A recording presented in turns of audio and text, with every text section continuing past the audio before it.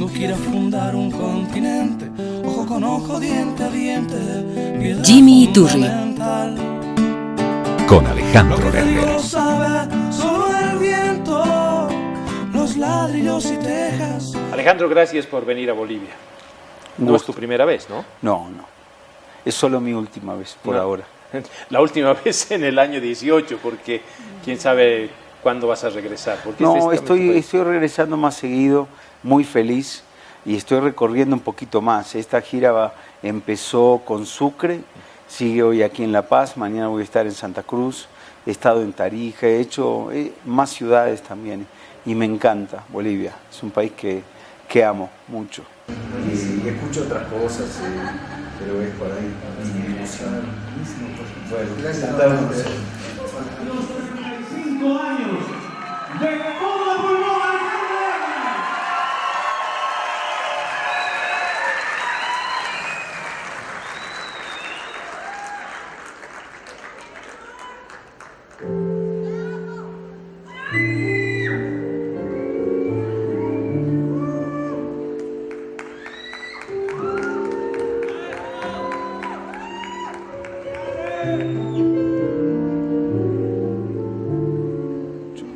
Mucha diversidad, ¿no?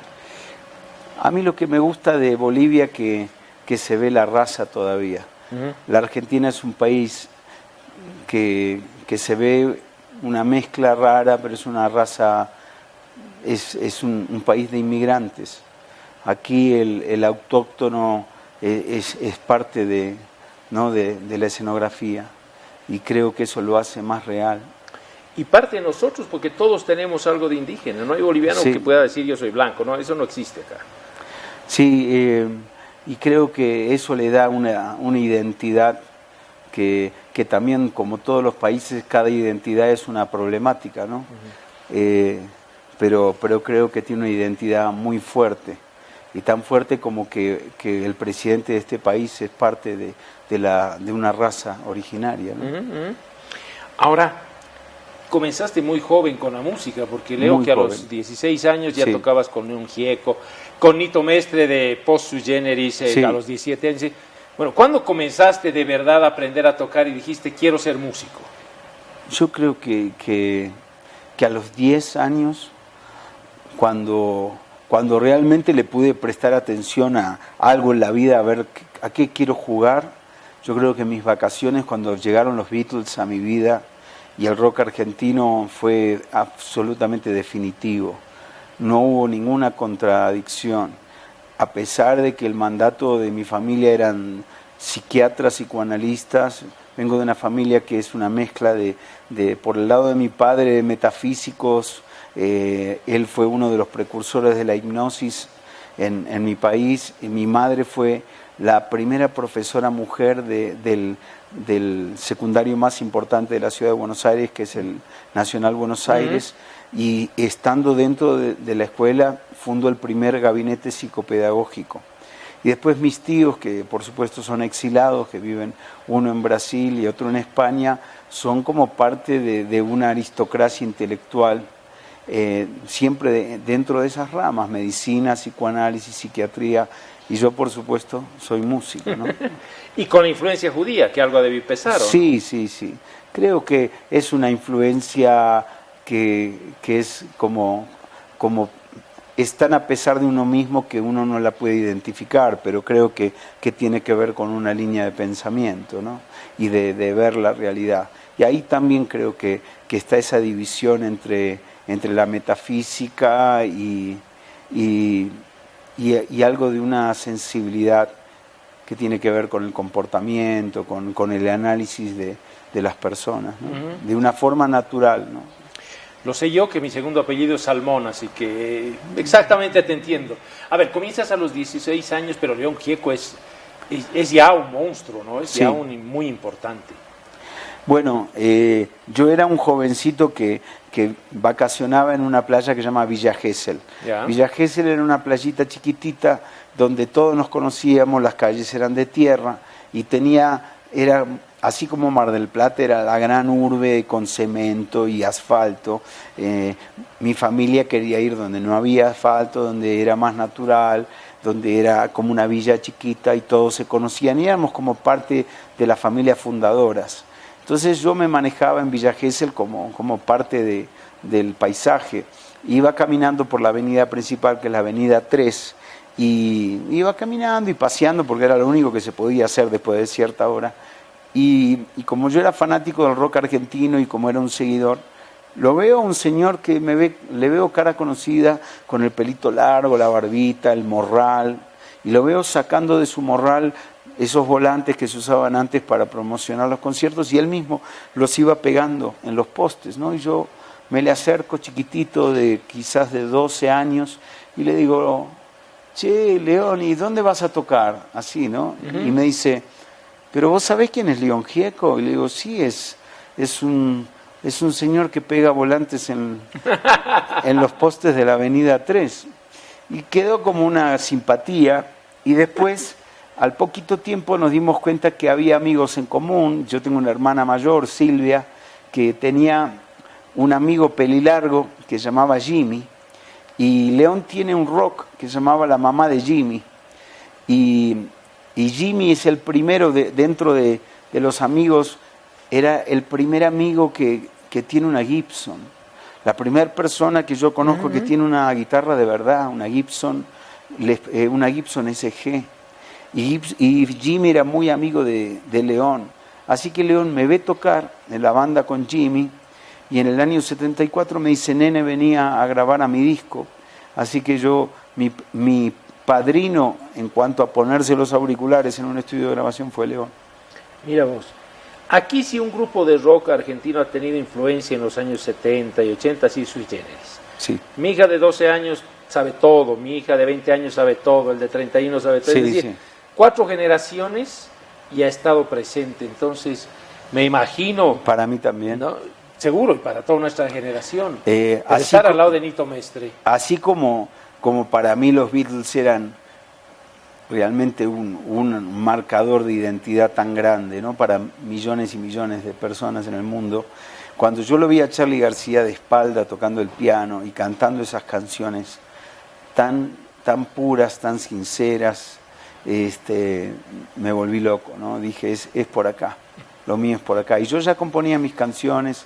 Entonces primero vino León, después vino Porchetto, después vino Nito, me pidió si quería ser parte de Los Desconocidos de Siempre, duré un poquito, al poco tiempo me llamó Gustavo Santaolalla para formar parte de Soluna, entre miles de otros trabajos, ¿no? Y así que me di una vuelta grande en todo lo que tenía que ver con vivir de la música, no solo en el rock, sino en infinidades de variedades, desde cabarets, casamientos, música de película, música electrónica contemporánea.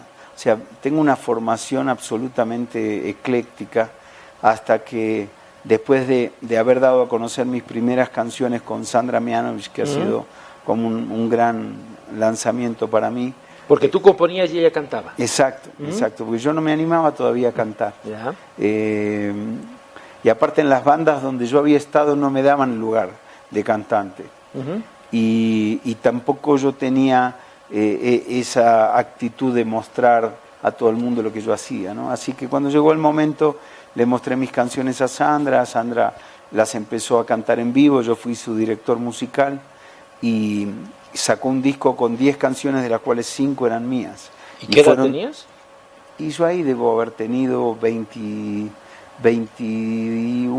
Claro. No, a los 20 más o menos, porque ya a los 21, 22 ya me empecé a largar solo. O sea, precoz y todoterreno, ¿no? Porque además tocas la guitarra, la armónica, el piano, el teclado, cantas, es decir, la banda completa. Compongo, arreglo, produzco, sigo estudiando. Ahí no te aburres nunca. No, porque en mí había como una ambigüedad entre ser un líder de una banda de rock o ser un pianista de jazz. ¿Qué era tu pasión? Sí, yo empecé a escuchar a Oscar Peterson, Bill Evans, Keith Jarrett, escuchaba a Gismonti, escuchaba lo que era el jazz rock de los 80, que en esa época era la Mahavishnu Orquesta, había una gran variedad y venía de escuchar el rock sinfónico de Rick Wakeman, de Emerson, Lake and Palmer, Yes, Genesis, y todo eso requería de una técnica, había que tocar bien, no eran acordes nada más, claro. Había que tener realmente información, más allá de la información tecnológica, ¿no? Porque ya se empezó a incorporar tecnología, así que realmente yo era, como tú dices, un todoterreno y estaba preparado para cualquier cosa, con mucho coraje, más que experiencia, ¿no? Y con muchas horas de dedicación, porque sí. 90% transpiración, 10% inspiración. Sí, pero ¿no? Tiene que ver con la pasión, claro. con reconocer que esto es un fuego que no se apaga hasta ahora. Como dice tu canción, ¿no? Sí, ¿no? Es volver todo a empezar pulmón, siempre. Y es renovar ese contrato con la vida, ¿no? Que no se apague el fuego. Uh-huh. Bueno, en el próximo sector vamos a hablar un poquito del rock actual en Argentina. ¿Cómo no?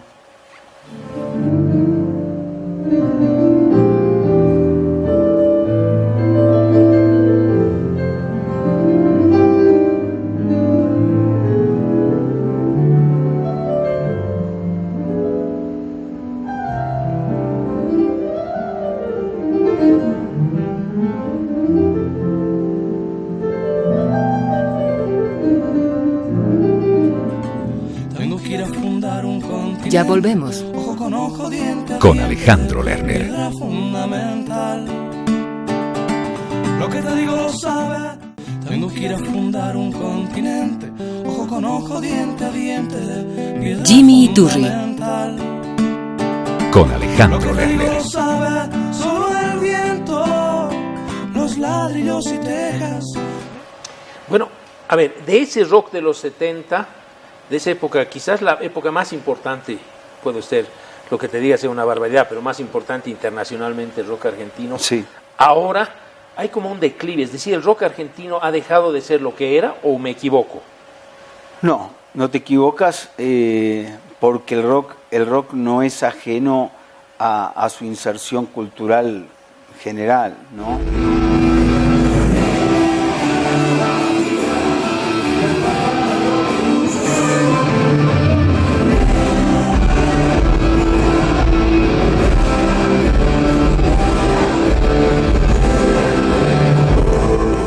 La Argentina evidentemente ha retrocedido en lo que podría haber sido en alguna época como la cabeza de un proyecto latinoamericano, ¿no?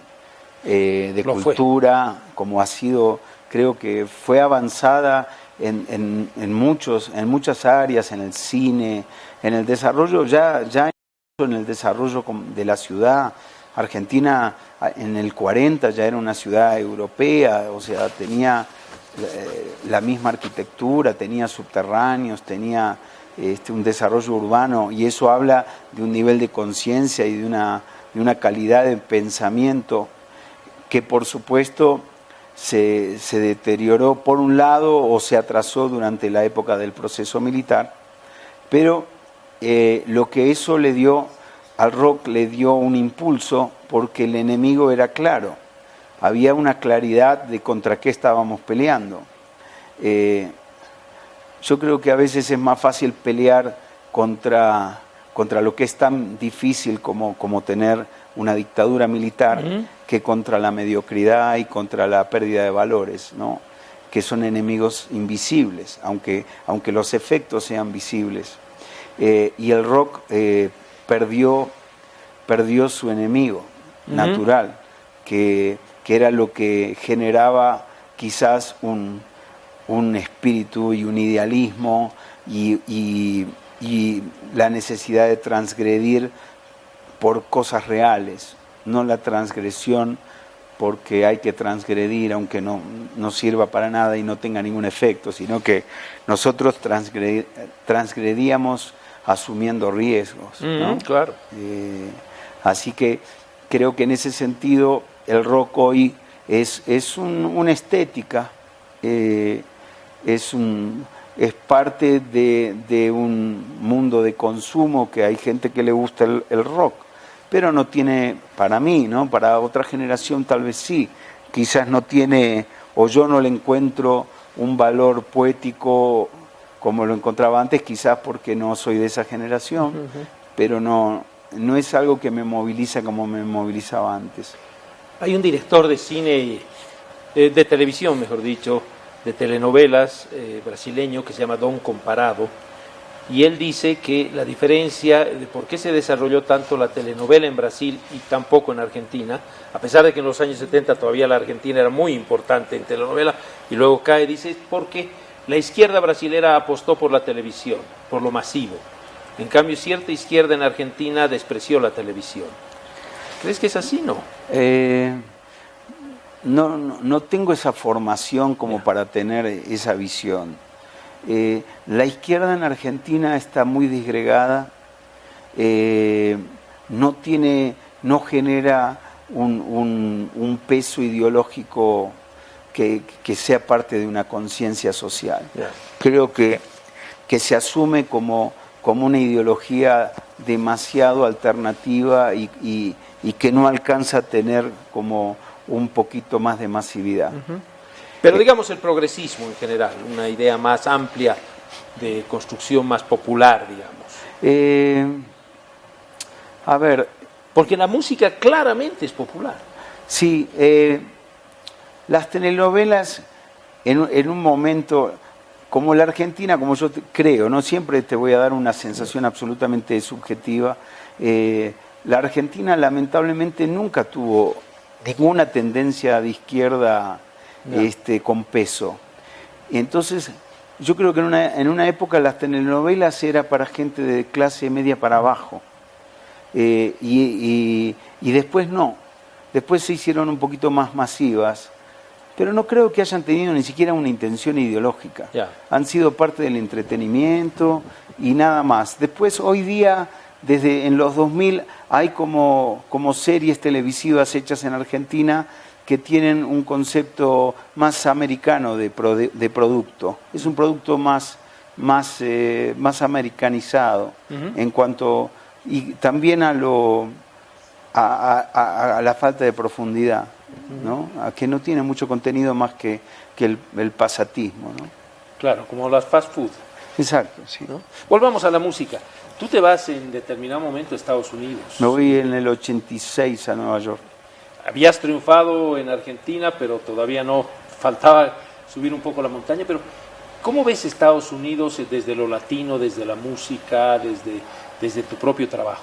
Sí, yo me fui porque hubo algo en mi naturaleza que se hartó del comercio de mi propia carrera. O sea, me hice famoso en el 82 hasta el 86 abruptamente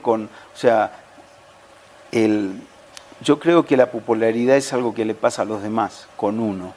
Uno sigue siendo el mismo, se pone la misma ropa, pero genera un efecto en los demás, que es el efecto de la popularidad. Todo el mundo te conoce, todo el mundo te opina, para bien o para mal, la gente te conoce y le gusta, o te conoce y no le gusta, dejas de ser intrascendente, empezás a tener managers, compañías discográficas, y todo un sistema de demandas que mi personalidad no lo masticaba. No era por eso que yo quería ser popular. Y ante esa presión, donde tenía que hacer un disco por año y como autor no tenía ni siquiera el tiempo de vivir lo necesario para escribir, porque un verdadero autor, si no vive, no produce. Si no vive la experiencia de vida que lo moviliza, no tiene tiempo de documentar. Para mí la canción tiene que ser un documento, no solamente un hecho creativo o mecánico, ¿no? Y ese sueño que yo te contaba de ser un pianista de jazz, dije, bueno, es ahora. Y me voy a Nueva York solo, y creo que lo que tiene de bueno Nueva York que es anónimo hasta para la gente, es súper popular. Me inscribí en Manhattan School of Music de Jazz, y me inscribí y me puse a estudiar orquestación con Don Sebesky. Me puse a estudiar jazz con uno de los alumnos de Bill Evans, que es Andy Laverne. Me estudié clown. Me enamoré de una jovencita que no sabía quién era Alejandro Lerner. Y luego de un tiempo preparé un disco en forma independiente que se llama Algo que decir, que me traje a mis amigos argentinos, alquilamos un estudio en una granja en New Jersey y volví con un disco que se llama Algo que decir, como que ese era el espíritu de por qué volvía. Pero también saltaste ahí a ya tener otros compañeros de música que no sean argentinos, ¿no? Sí, eso sucedió más cuando me fui a buscar aventuras en Los Ángeles. Ya. Me pasó algo que fue un poco triste, que la niña que conocí en Nueva York, y fuimos una pareja así por 5 años, falleció y ya no quise volver a Nueva York. Y por otro lado, sentí que Nueva York para los 20, para los 30 está bien, porque estás dispuesto a morirte de frío, morirte de calor. Ya a los 40 ya querés un poquito más de ternura, ¿no? Claro. Y fui a conocer a un productor que se llama Humberto Gatica, que es sobrino de Lucho Gatica, y que fue el ingeniero que grabó con Quincy Jones We Are the World, hizo Thriller, hizo Bad, grabó con Barbra Streisand, con Celine Dion, es el productor de Michael Bublé, y él trabajaba en los discos de Chicago, toda una música que a mí me llamaba mucho la atención. Yo dije, yo quiero trabajar con este tipo. Y me fui a California a buscarlo, me alquilé una habitación en un motel que se llama The Magic Hotel, que fue el hotel donde iba Hendrix, donde iba Janis Joplin, y ahí viví como 6 años en la habitación 204, que tenía un motel, es un hotelcito de 2 pisos, con una piscina en el medio, y mi habitación daba a la entrada, entonces yo veía a todos los que entraban y salían, y todos los artistas de Latinoamérica sabían que yo vivía ahí, los músicos, y me venían a tocar la puerta, o para componer, o para que les diga a dónde tenían que ir a comprar comida o instrumentos, ¿no? Y ahí, desde el año 90 y pico que voy y vivo en California. ¿Y qué te ha dado ese Estados Unidos? ¿Proyección? ¿Sentirte tú mismo? Primero, aprendí que... A ver, algo muy inesperado para mí, que es el concepto de industria. O sea, nosotros el rock y todo eso no había un concepto, sí había un concepto de movimiento, pero hay un acontecimiento anterior, que fue cuando voy a México por primera vez y conozco a Armando Manzanero.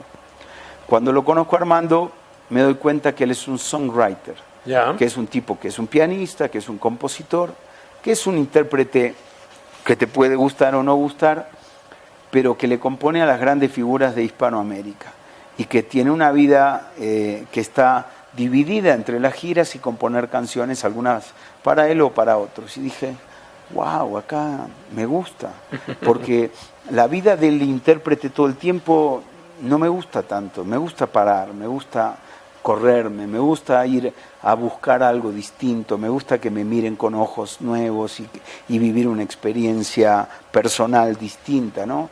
Y a partir de conocerlo a Humberto y a Humberto Gatica en Los Ángeles y a don Armando, empecé a juntarme con gente a componer, cosa que yo no sabía hacer.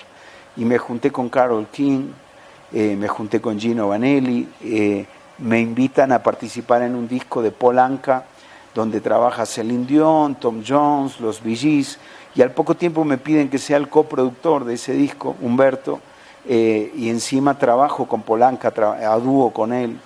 Y al poquito tiempo, lo que tiene California sobre todo, y este concepto de industria, que enseguida cuando ven que hay algo que puede ayudar a mover la rueda, te invitan a mover la rueda.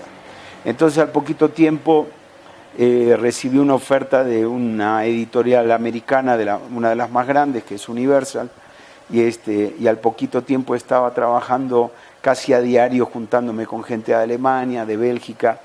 Y otra cosa que me sucedió, que estando en ese hotel en California, por alguna razón del destino conozco al manager de Sting y de Police, que es Miles Copeland. Y Miles escucha mi música, me conoce y me invita a unos encuentros que tiene en su castillo, que es en el sur de Francia, en ese castillo donde Sting filmó Bring on the Night. Hace un encuentro de 24 compositores del mundo, donde forman 8 equipos de 3, y todos los días hay 8 equipos que hacen canciones, y a la noche se reúnen en el castillo en un ámbito como medieval, con una mesa de madera, con los estandartes, y a la noche después de comer, con todos los platos de madera y las ensaladeras como bien de época, escuchamos todas las canciones que se compusieron y se grabaron ese día. Y entonces aplaudimos a los otros y se para el grupo de 3, esta canción es de ellos, y le aplaudimos y hacemos comentarios, y al otro día te dicen, ay, Alex venía a tocar el piano en nuestro demo. Ahí conocí a Dominic Miller, el guitarrista de Sting, del cual soy muy amigo y colaboramos juntos. Y a partir de esas experiencias se incorpora en mí lo que se llama la colaboración. Y empiezo a dejar un poquito mi carrera de intérprete los meses que quiero descansar y me voy a colaborar. Me voy a colaborar a Francia, me voy a colaborar a Miami, a Nashville.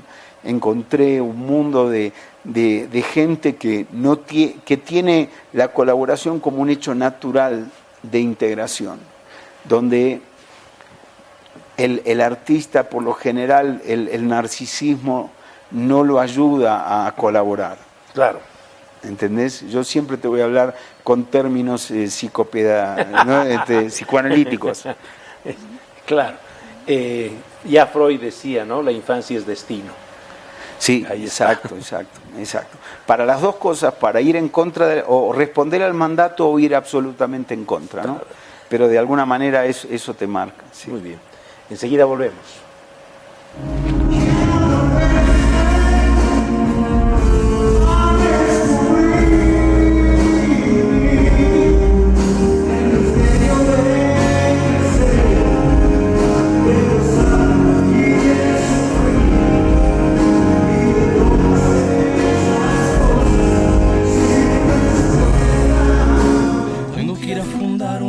Ya volvemos. Con Alejandro Lerner. Piedra fundamental. Lo que te digo lo sabes. Tengo que ir a fundar un continente. Ojo con ojo, diente a diente. Piedra Jimmy Iturri. Con Alejandro Lo que te digo Lerner. lo sabes. Solo el viento, los ladrillos y tejas. Alejandro, me han contado una anécdota que dice que tenías una banda que, como no ganaba mucha plata, decidieron llamarla Todo por Oro. No, Solo por Oro. Solo por Oro. Sí, éramos 7 que hacíamos jazz. Entonces, yo era el líder de la banda, pero repartíamos todo y no quedaba nunca nada. Entonces, nos llamábamos Solo por Oro. Eran composiciones mías instrumentales. Y ahora tengo la idea en febrero de hacer un homenaje a Solo por Oro y hacer un conciertito de piano con mis compañeros y otra vez tocar esas canciones instrumentales. He hecho, por ejemplo, me he dado el gusto en ese disco que te conté que llama Algo que decir, tengo un dueto con Michael Brecker, que es piano y saxo, con un tema mío que se llama En Silencio, ¿no?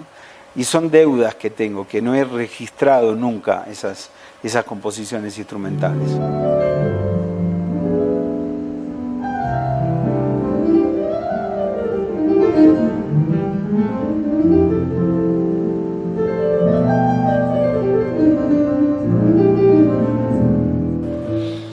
Que por tanto nos cuesta conocerlas, ¿no? Porque claro, la otra sí. parte es la más conocida de Sí. Hay un disco que medio que me lo robaron, que en realidad yo quería grabar Solo por Oro, y el productor me dice, pero te grabo esas 2 canciones instrumentales que duran 15 minutos cada una, pero grábame esas 2 cancioncitas que tienes para tener. Y finalmente después sacaron ese disco, que era rarísimo porque tenía 2 temas de 15 minutos que eran con solos de guitarra, de saxo, de piano, de sintetizador y 2 canciones. Se llama Alejandro Lerner, sus primeras canciones. Bueno, ahora sí las tienes que registrar y tenemos que poderlas, porque ahora con la tecnología y el internet ya puedes llegar a todo, ¿no? Sí, lo que hago a veces, cuando tengo ganas y hasta en pijama, me siento al piano y hago una Facebook Live y toco el piano y hago temas de Keith Jarrett y hago cosas que no haría o que a veces no hago. Sí, por ejemplo, hago, y quizás hoy, si se me da la oportunidad, soy un admirador de Ennio Morricone, entonces hago un desarrollo de las melodías de Cinema Paradiso, que es algo que me da la oportunidad de mostrar un poquito mi parte pianística, ¿no? Bueno, él compuso quizás los temas más importantes de la cinematografía del siglo XX. Sí. Y algunas de las tuyas han ido a telenovela también, ¿no? Bueno, yo he tenido temas para película, o sea, yo he hecho scores para película, varias, y casualmente, por ejemplo, una canción mía que se llama No hace falta que lo digas, una canción que luego se volvió un hit a nivel regional a través de la voz de Mijares. Esa canción yo la había compuesto para un largometraje que yo hacía el score. Y el director de la película, que se llama Alejandro Doria, un director muy importante, sí. Él quería una canción mía que se llamaba 4 estrofas. Y para mí esa canción era tan personal que no se la quería dar. Él me decía, Alejandro, yo quiero 4 estrofas. Y yo le digo, mira, no te voy a dar 4 estrofas. Déjame que te componga una canción especialmente para tu libro. Y compongo No hace falta que lo digas. Y finalmente hubo tanta presión para 4 estrofas que finalmente fue 4 estrofas. Entonces después empieza mi carrera como intérprete, hago mi primer disco, después hago todo a pulmón. Para el tercer disco, como te contaba antes, no había tenido mucho tiempo de componer porque disco, gira, promoción, shows, disco, gira, promoción. Llega el tercer disco en Nueva York grabando y el productor me dice, a ver, mostrame qué repertorio tenés para grabar. Le digo, mira, tengo esta, le escribí a mi padre, esta. Le digo, y tengo una canción que no sé si te va a gustar, porque yo la escribí para una película y al final al director no le gustó. Y le canto No hace falta, ¿no? Y el productor me mira y me dice, ok, mostrame todas las canciones que vos crees que no me van a gustar. Y finalmente mi amistad con Armando Manzanero empieza a través de la canción No hace falta, que a él le parece una de las canciones más bellas de Latinoamérica, ¿no? Y así No hace falta inesperadamente me lleva por un camino donde la gente también cree que yo soy un baladista romántico. Y yo era Elton John, era Billy Joel, era lo que a mí me gustaba, era pop rock, ¿no? Ah. Y finalmente aprendí a cantarle al amor, pero con esos juegos armónicos y melódicos que a mí me gustan, ¿no? Pero es que a veces los hijos van por caminos que los padres no creen, ¿no? Sí, bueno, eso a todos los hijos le digo que eso es buenísimo. O sea, yo a veces le digo que de todos los no que yo recibí fue donde conseguí los mayores logros. Claro. Ahora, baladista romántico indudablemente eres para un sector muy grande. Sí. No, y para mí también. Lo que pasa es que es en mi estilo, a mi manera, ¿no? Claro. ¿Y por qué? Porque yo escuchaba Hey Jude, escuchaba Let It Be, escuchaba Golden Slumbers o escuchaba canciones de Stevie Wonder, después de que hacía todo lo funky, R&B, y se sentaba al piano y cantaba Lately, y decía la melodía es la melodía. O sea, yo lo que amo es la melodía. Y después de eso tiene que tener un contenido emotivo y un trabajo armónico que sea interesante, ¿no? Y significativo, ¿no? Sí. Es decir, que resemantice, ¿no? Sí. Como me le han dedicado tantas veces, Salón Vacío tiene para mí un significado especial. Increíble. Cuéntanos un poquito la historia. Yo creo que vino en la época del Magic Hotel, que yo vivía en mi habitación solito, ya habiendo hecho una carrera de más de quizás de 10 años, una década de popularidad. Cada tanto yo decidía irme a un lugar vacío, y en ese lugar es donde uno ilusiona, ¿no? Porque a veces la falta es lo que te hace traer la visión de lo que te falta, ¿no? Y poder cantarle a eso, ¿no? Uh-huh. como un llamado. Mientras te duela hasta la piel. Exacto, sí. ¿No ve? Bueno, y volver a empezar, porque esa es de las más optimistas que he escuchado en mi vida. Bueno, a mí me pasó, muchas veces he tenido que volver a empezar, pero casualmente, como No hace falta, que es una canción para una película, yo cumplía 40 años, que para algunos, para mí la crisis fue a los 40, digamos, como diciendo, wow, me cambiaron el numerito de adelante y se ve bastante grande, ¿no? Y casualmente me llama un productor en la Argentina que es muy importante, se llama Adrián Suar, que es actor, productor, es también el director artístico de uno de los canales más grandes de la Argentina. Yo ya había tenido mucho éxito con canciones para otras novelas en épocas anteriores. Y me dice, mira Alejandro, esta es la historia yo era muy amigo de Diego Armando Maradona. Y me dice, esta es la historia de un jugador que había sido como un Maradona y que cumple 40 años y ya no lo llaman para jugar en los clubes porque ya tiene 40 años y el tipo está que no lo llaman de ningún lado, se siente frustrado, se está enojado con la vida y de pronto lo llaman para ser el director técnico de un club en un pueblito. Y él agarra ese trabajo y él, entonces cuando él me cuenta esa historia por teléfono, yo cuelgo y lo que me baja es la frase volver a empezar. Y yo había cumplido 40 años, no me iba mal, por supuesto tenía problemas con mi manager y con la compañía discográfica porque eso es parte normal de la naturaleza de mi trabajo, que siempre vas a tener problemas con tu manager o con tu compañía discográfica. Y me siento a escribir volver a empezar y escribo la canción y al día siguiente lo llamo a Adrián y le digo, le pongo el teléfono y le digo, escuchá, pasa la vida y el tiempo no se queda quieto, llegó el silencio y el frío con la soledad, ¿en qué lugar anidaré mis sueños nuevos? ¿Y quién me dará una mano para cuando quiera despertar? Volver a empezar, que no termina el juego, volver a empezar, que no se apague el fuego, queda mucho por andar. Y la frase que corona eso siempre es, ¡qué hijo de puta! ¿No? Y cada vez que luego compuse canciones para Adrián Suar, él me decía lo mismo. Porque en poquito tiempo yo encontraba la llave para ese proyecto.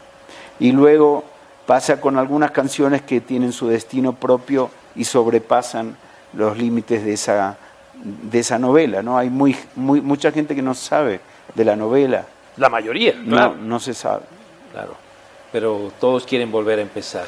Sí, todos, por lo menos tenemos que tener esa actitud, ¿no? Y como la primavera, ¿no? Cuando termina el invierno y la primavera decide que se vuelve a florecer. Y enseguida, cuando volvamos, vamos a hablar con Alejandro Lerner sobre Argentina y la necesidad de volver a empezar.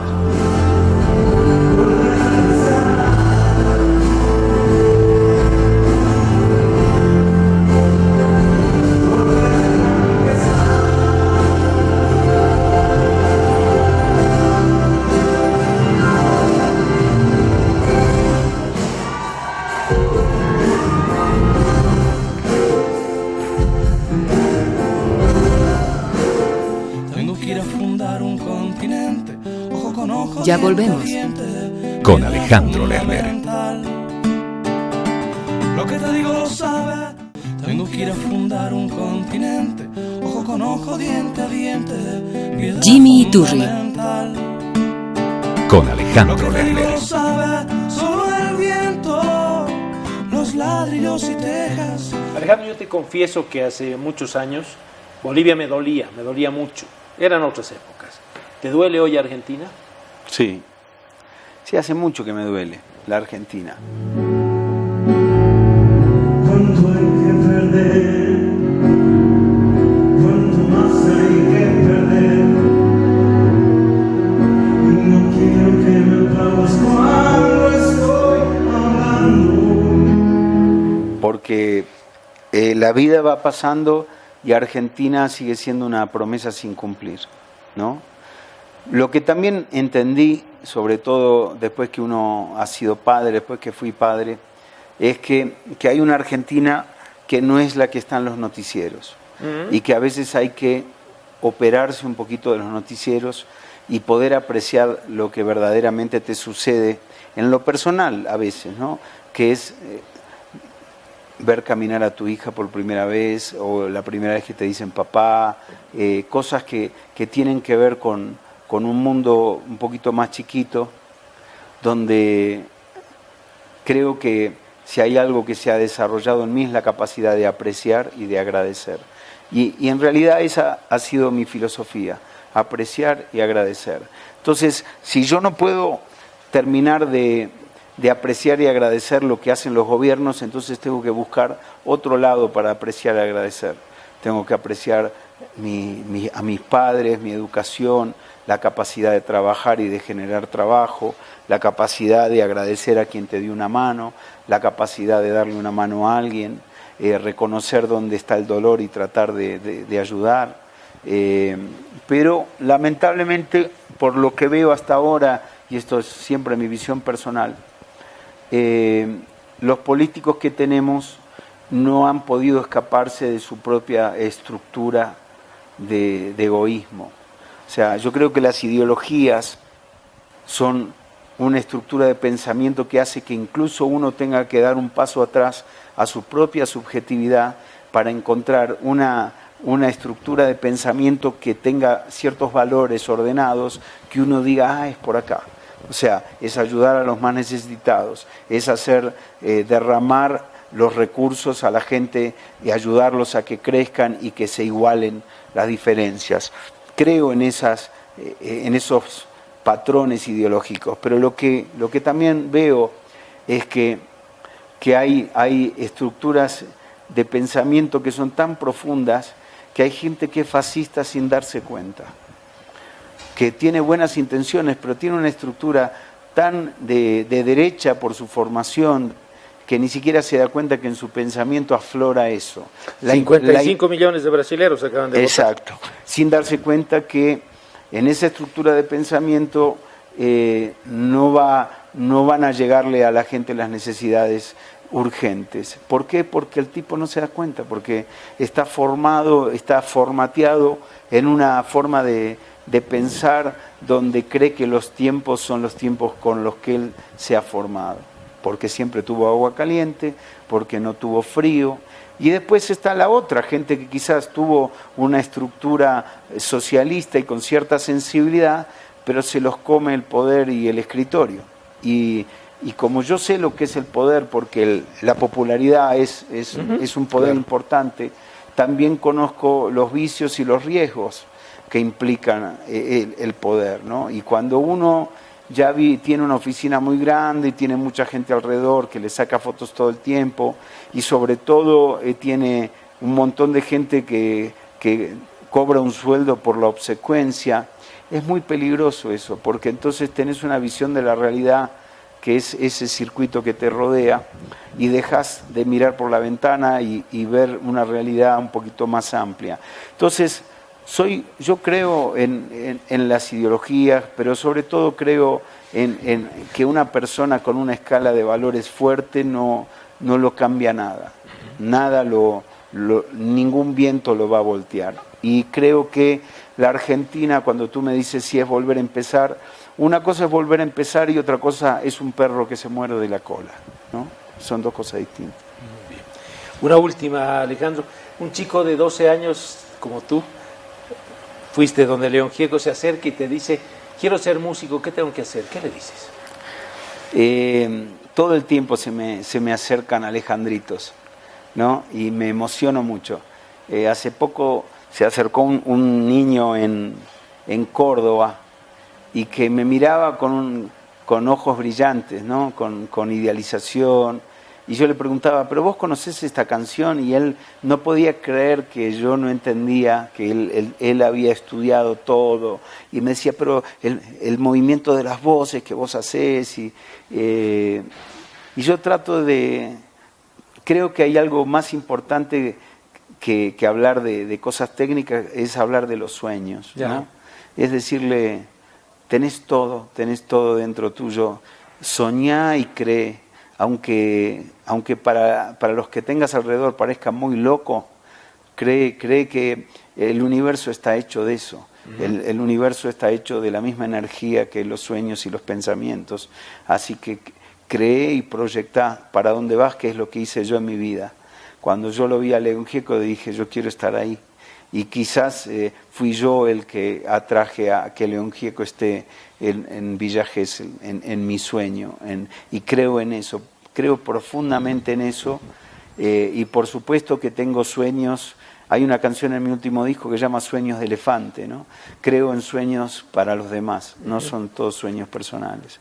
Y espero de Latinoamérica y de mi país, porque siendo una persona que reside bastante tiempo en Estados Unidos, mis hijos nacieron en Argentina, se curan en Argentina y se educan en Argentina. Entonces tengo sueños de elefante para mi país, para ver un país que que tiene la capacidad de administrar la potencialidad que tiene. Yo creo que hay pocos países en el mundo que tienen la potencialidad de la Argentina y con una incapacidad que es hasta, como te diría, hasta cómica. Creo que es difícil, aparte lo ha demostrado, nadie ha podido quebrarlo al país y han intentado, pero es tan rico que ni siquiera nosotros mismos lo podemos hacer quebrar. Claro, es cómica y trágica. Sí. Alejandro, mil gracias, que no se apague el fuego. Que no se apague, igualmente, un gusto y gracias. Gracias.